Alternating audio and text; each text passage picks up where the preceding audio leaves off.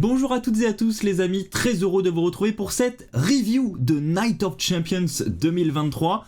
Un pay-per-view du côté de l'Arabie Saoudite qui, mine de rien, est un petit peu historique puisqu'il sonne quand même le couronnement du premier World Heavyweight Champion, du moins de cette dernière ère, avec la victoire de Seth Rollins, on va y revenir, et puis surtout également la fin de la Bloodline. On va en parler en fin de vidéo.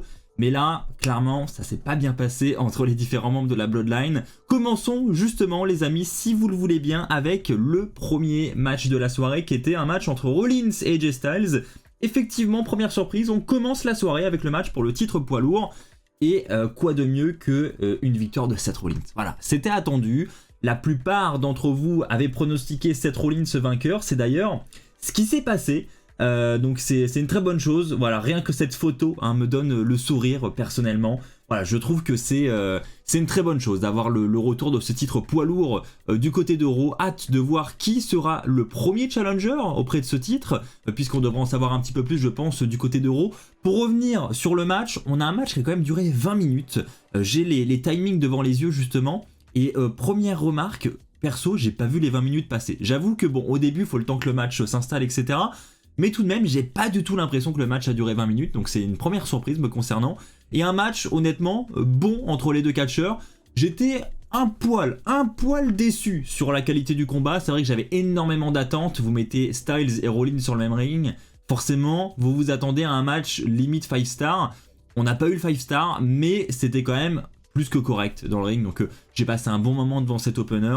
Et je pense que c'est ce qu'il faut retenir. Et puis surtout cette image, Seth Rollins qui a cette ceinture. Voilà, c'était une belle manière de commencer la soirée, j'ai trouvé. On enchaîne avec un match entre Trish Stratus et Becky Lynch. Alors un match qui a duré là aussi un beau petit timing. Je m'attendais pas à un match aussi long entre les deux lutteuses, pour être honnête.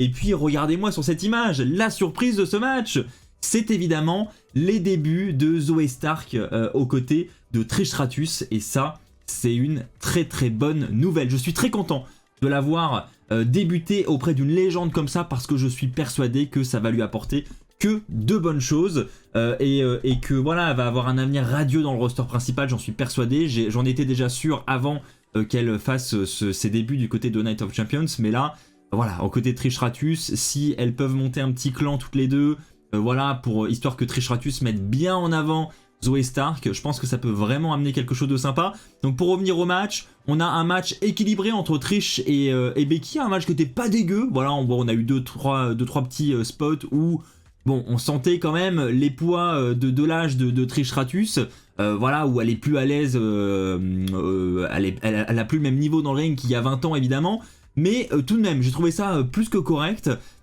Et à la fin du combat, alors que Becky est en train de prendre l'avantage, eh bien on a Zoey Stark qui intervient pour coûter le match à Becky Lynch dans le dos de l'arbitre, et du coup Trish Stratus va en profiter pour faire le tombé pour la victoire sur Becky Lynch. Donc belle victoire, un beau spot et une belle surprise pour conclure le match, et ça c'est vraiment ce que j'ai aimé. Voilà, pour ceux qui étaient avec moi durant les réactions live sur Twitch, vous avez pu voir ma tête. C'est vrai que j'étais un poil surpris de cette intervention de Zoey Stark, et je pense qu'on l'a tous été, et ça, c'est vraiment un très bon point. On enchaîne maintenant avec le titre intercontinental. Gunther qui bat Mustafa Ali dans un match simple pour le titre intercontinental. Bon, il y en a quelques-uns parmi vous qui pensaient à une possible victoire de Mustafa Ali, mais vous étiez pas nombreux. On va pas se mentir, Gunther était clairement favori, mais voilà, Mustafa Ali s'est quand même reçu une belle pop de la part de la foule. Il a eu voilà 2-3 spots où la foule était vraiment derrière lui, où la foule pensait que voilà, il allait pouvoir créer la surprise et donc prendre l'avantage sur Gunther. Bon, au final, ça n'a pas été le cas.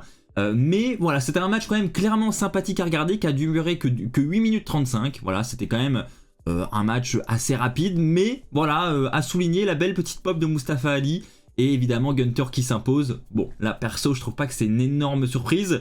Maintenant, voilà, Gunther il s'installe toujours en tant que champion intercontinental dominant, et ça c'est une très bonne chose. On a besoin d'avoir des champions mineurs qui sont crédibles, et là c'est clairement le cas le concernant.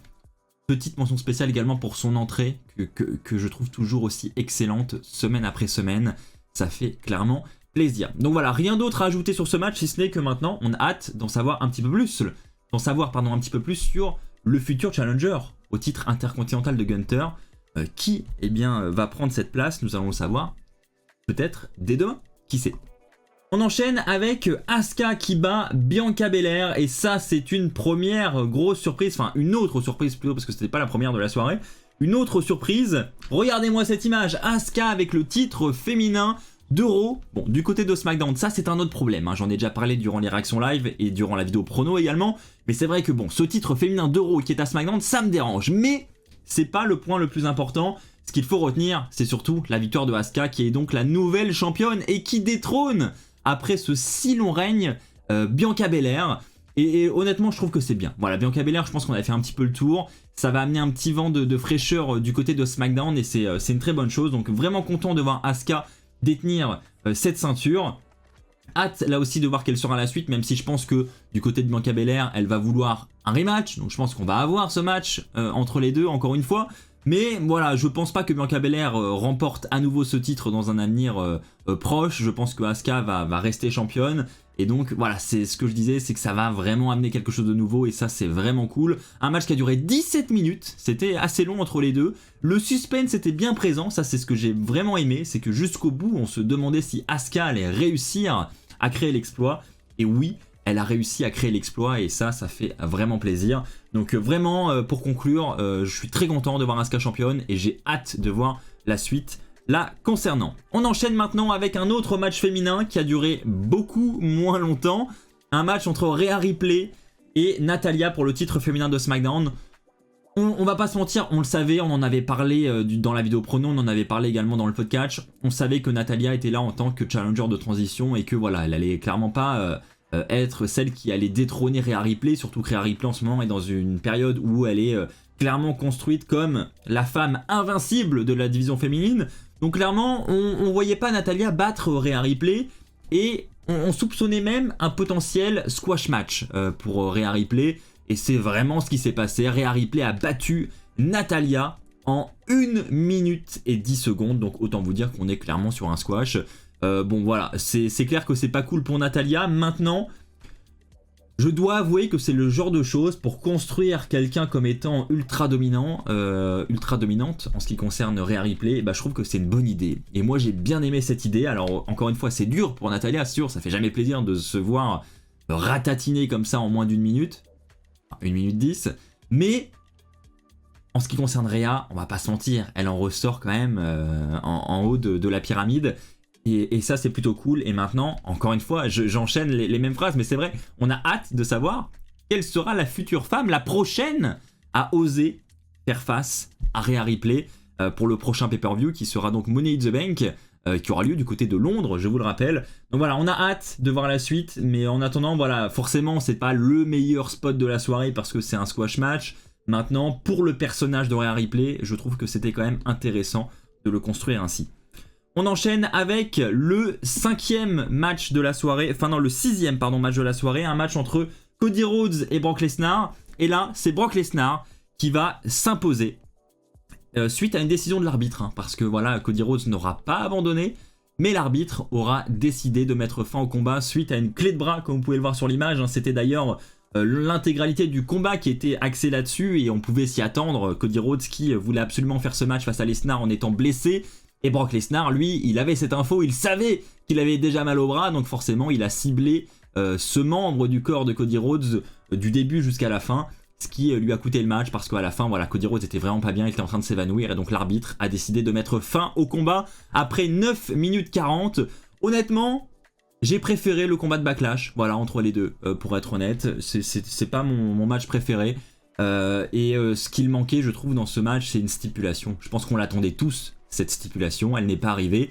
Donc j'espère que si il doit y avoir un nouvel affrontement entre Cody Rhodes et Brock Lesnar, parce que je pense que c'est pas terminé, je pense que vraiment ce match doit avoir une stipulation cette fois-ci.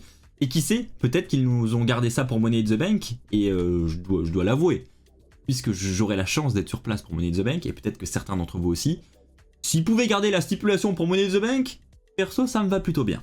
Ça me va plutôt bien. Voilà, maintenant, quoi qu'il en soit pour ce match, voilà, c'était quand même un match divertissant, mais j'avoue avoir été quand même un poil déçu.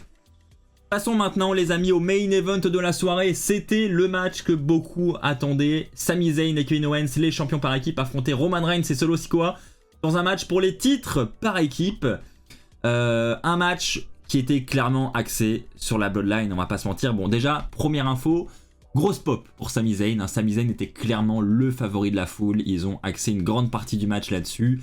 Et c'était divertissant à regarder, on va pas se mentir. Là-dessus, ça c'est clair. À la fin du combat, alors que Kevin Owens est en train de battre Roman Reigns sur la table des commentateurs à l'extérieur, les Usos vont arriver et vont intervenir dans ce match pour s'en prendre à Kevin Owens. Ensuite, ils vont monter sur le ring pour s'en prendre à Solo Sikoa. Mais à ce moment-là, eh ben, ça va pas se passer comme prévu puisque le super kick de Jimmy Uso... il voulait s'en prendre à Sami Zayn, pardon. Je m'en mêle les pinceaux tellement ils m'ont embrouillé avec leur histoire de Bloodline hier. Donc voilà, pardon. Jimmy Uso voulait faire son super kick sur Sami Zayn, sauf que Solo Sikoa était juste derrière. Esquive de Sami Zayn, boum, Solo Sikoa qui prend le super kick. C'est quand même pas de bol. Ils ont quand même pas de bol. Et évidemment, Roman Reigns ensuite se relève et voit Solo Sikoa au sol et il se demande ce qui s'est passé. Donc forcément, Roman Reigns va commencer à se vénérer contre Jimmy Uso. Jimmy Uso, il en a marre de Roman Reigns. Bim, super kick sur Roman Reigns. Et là, Jey Uso va dire à Jimmy, mais qu'est-ce que t'as fait? Qu'est-ce que t'as fait? Mais t'es malade ou quoi? T'es suicidaire? Tu viens de... Non! Qu'est-ce que t'as fait? Et Jimmy lui dit, écoute, je viens de faire ce que tu devrais faire depuis très longtemps. Et donc voilà, les deux vont commencer à s'embrouiller un petit peu. Ils sont pas d'accord sur le sujet Roman Reigns. Et ensuite, les deux vont partir en coulisses. Et là, vous le voyez sur l'image, Roman Reigns, Kevin Owens, pardon, va en profiter pour prendre l'avantage sur Roman Reigns et ce sera un tombé qui sera réalisé sur Solo Sikoa bien évidemment. On ne rive pas les épaules de Roman Reigns, mais en tout cas ce qu'il faut retenir c'est victoire de Sami Zayn et de Kevin Owens. Donc ça c'est une plutôt bonne chose, donc il reste champion. On n'aura pas un Roman Reigns avec 6 ceintures. Voilà, ce qui est pas plus mal, on va pas se mentir. Mais maintenant, qu'en est-il de ces titres par équipe de Raw et de SmackDown? Puisque voilà, on rappelle qu'ils sont champions par équipe de Raw et SmackDown alors qu'ils sont seulement à Raw. Donc là aussi, est-ce qu'on va avoir un split des ceintures à un moment donné? Quels seront les futurs challengers? Là encore, il y a beaucoup de questions qui se posent et je pense qu'on devrait avoir des réponses peut-être dès demain avec Raw ou alors ce vendredi avec SmackDown. On verra si on a des infos. Quoi qu'il en soit, pour conclure, je pense qu'on peut dire que c'est clairement la fin de la Bloodline maintenant. Là, ça y est, on y est. Là, la Bloodline est en train de se séparer. Je pense que le match entre les Usos et Roman Reigns Solo Sikoa ne devrait plus tarder. Soit on l'aura à Money in the Bank, soit on l'aura du côté de SummerSlam. Mais en tout cas, ce sera pour cet été. Et voilà, j'attends votre avis dans les commentaires, les amis. Que pensez-vous de la fin de cette Bloodline? Est-ce enfin terminé ou est-ce déjà terminé? Comment vous voyez les choses? Perso, je pense qu'on avait peut-être un petit peu fait le tour quand même, mine de rien, ça fait 3 ans que ça dure.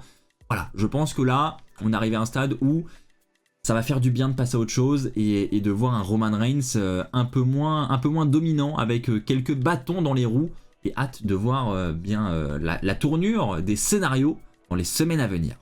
Voilà les amis, c'est ainsi que s'achève cette vidéo review de Night of Champions 2023. J'espère qu'elle vous aura plu. Si c'est le cas, comme d'habitude, n'oubliez pas le pouce bleu.